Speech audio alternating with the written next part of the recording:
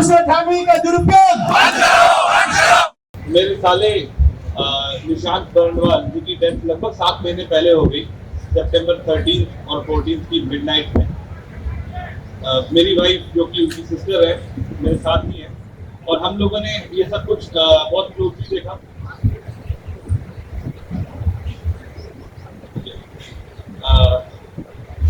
निशांत भैया हमारे घर से, मैं छतरपुर में रहता हूँ दिल्ली में, और वो हमारे घर से 35 किलोमीटर दूर नोएडा सेक्टर 100 में रहते थे। उस रात जब डेथ हुई तो उनकी पत्नी विधि ने हमें फोन किया ही नहीं। उन्होंने 800 किलोमीटर दूर चाचा जी को फोन किया, उनसे कहा कि ये बेहोश हो गए।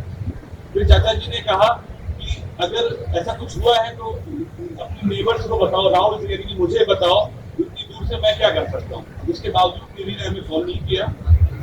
जब चाचा जी ने हमें इसके बारे में बताया तो यहाँ से मेरी सास जो कि मेरे साथ ही रहती थी, निशांत भैया और मोनिका की मम्मी, उन्होंने फोन किया निधि को और उनसे पूछा क्या हुआ है। तो उन्होंने सुसाइड कर लिया है, ऐसे कोई पेन नहीं, कोई ग्रीफ नहीं, सुसाइड कर लिया बोल करके अपने स्टेटमेंट क्लोज कर दिया। जब वही निशांत भैया के बड़े पापा ने उनको फोन किया आधे घंटे बाद, तो उनसे कहते हैं कि उनसे कहा वाइफ ने कि इन्होंने जहर खा लिया। जब हम वहां पहुंचे घर, तो घर पहुंचने से पहले ही निधि के फोन से पुलिस से बात हुई और पुलिस ने बताया कि वो लेके बॉडी को हॉस्पिटल जा रहे हैं। हम हॉस्पिटल गए, हॉस्पिटल में देखा तो डेड बॉडी थी वहां पर डॉक्टर जो इमीडिएट थे उन्होंने बताया कि गले की हड्डी टूट गई है, अब कुछ बचा नहीं है। वहाँ बॉडी रख करके हॉस्पिटल में हम लोग वापस घर गए। घर पे जाके जब देखा तो जो क्राइम सीन जहाँ पे दिख रहा था कि निधि के हिसाब से जहाँ फांसी लगाई थी, सब कुछ सस्पेक्टेड था। एक तो पंखे से बेड की दूरी टोटल 6 फीट थी, भैया की हाइट 5.5 फीट थी। अगर फांसी लगाई जाएगी तो 2-3 इंच तो पंखे से नीचे रस्सी आएगी और 2-3 इंच फिर पैर से मिल जाएगा, तो जगह अपर्याप्त है।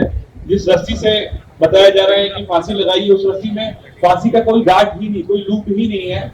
जिस कैंची से उसने रस्सी को काटा, किसी ने लटका हुआ भैया को देखा ही नहीं, और उसका कहना है कि उसने जिस छोटी सी कैंची से रस्सी काटा, उस कैंची से रस्सी को काटना भी संभव नहीं है। नोएडा के एसडीएम के पास में गया था, उन्होंने जब हमारी एप्लीकेशन फोटोज वगैरह हमने दिखाया पिक्चर घटना की, तो उन्होंने बोला ये कैंची काफी छोटी है, इससे तो रस्सी काटना संभव ही नहीं। बावजूद इसके जब पुलिस को ये सब कुछ हम बता रहे थे, पुलिस ने हमारा एफआईआर तक लिखने से इनकार कर दिया, जबकि निधि का ये साफ कह रहा था कि पुलिस में उसकी अंदर तक सेटिंग है, उसका कुछ नहीं बिगड़ेगा। और यही हुआ। एफआईआर पुलिस ने हमारी लिखी नहीं। अंततः 40 दिन बाद जब हमें कोर्ट का ऑर्डर मिला, कोर्ट में 156 दिन डालने के बाद कोर्ट से ऑर्डर मिला एफआईआर लिखने का, तब पुलिस ने एफआईआर लिखा। एफआईआर लिखते ही निधि ने घर खाली किया। जब हमें पता चला कि घर खाली करने वाली है, हम एसीपी 1 के ऑफिस में गए, वहां पे बताया कि निधि घर खाली करने वाली है और घटनास्थल की जांच जो पुलिस ने आज तक की नहीं है, अब ये आखिरी मौका है जांच करने का। तो उन्होंने हमारे सामने इन्वेस्टिगेशन ऑफिसर को फोन किया, उससे कहा कि आज 2 बजे तक घटनास्थल की जांच हो जानी चाहिए। बावजूद इसके घटनास्थल की कोई जांच नहीं हुई। उसी दिन 3 बजे डीजे ट्रक लग गई, पुलिस के सामने घर खाली किया गया, जिसका सीसीटीवी फुटेज भी हमारे पास है। 28 अक्टूबर को घर खाली किया गया, 7-8 अक्टूबर को पूरा घर पेंट हुआ, जिसका की सीसीटीवी फुटेज भी हमारे पास है। और उसके बाद पुलिस का जो रिपोर्ट है पुलिस की, वो कहती है उन्होंने घटनास्थल की जांच 10 नवंबर को की। कैसे संभव है? जब 28 अक्टूबर को घर खाली हुआ, 7-8 नवंबर को घर पेंट हो रहा है, तो 10 नवंबर को जब घर में एक फिंगरप्रिंट तक नहीं रह गया, तो पुलिस जाकर घटनास्थल पे जांच क्या करेगी?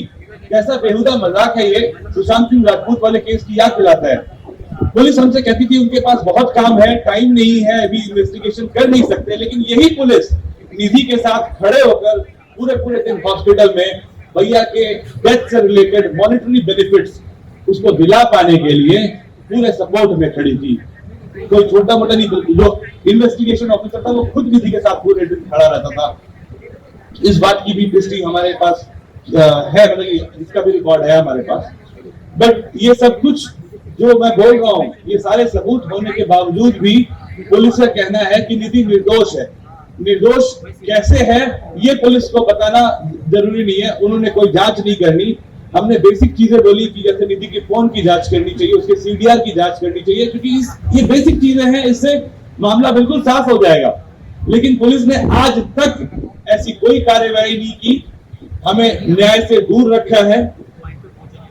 पुलिस ने यह भी कहा था जब शुरू में हम गए थे उनके पास कि अगर आपके घर से भाई नहीं कोई औरत गई होती तो फिर अभी तक जो लड़का है या आदमी है वो सलाखों के पीछे होता, पूरा परिवार नप गया होता।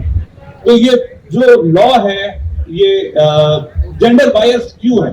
औरत अगर कंप्लेंट करने जाए, औरत की फैमिली जाए तो इमीडिएटली एक्शन ले लिया जाता है, और अगर किसी मर्द की फैमिली जाती है, मेन की फैमिली जाती है तो पुलिस सुनने से भी इनकार कर देती है। ये बिल्कुल भी कतई भी सही नहीं है। हम लोग यहाँ एक कॉल्स के लिए सारे इकट्ठे हुए हैं। आई एम श्योर कि इसी तरह से हम आवाज उठाते रहे तो काउंसिल फॉर मेन जरूर बनेगा।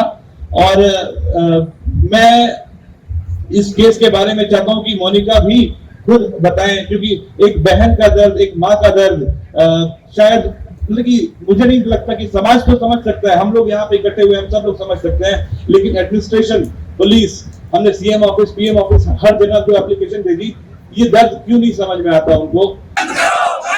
498 का दुरुपयोग, नए कानूनों का दुरुपयोग, सुसाइड्स को, मेल सुसाइड्स को कम करो, कम करो, मेल सुसाइड्स को कम करो, कम करो।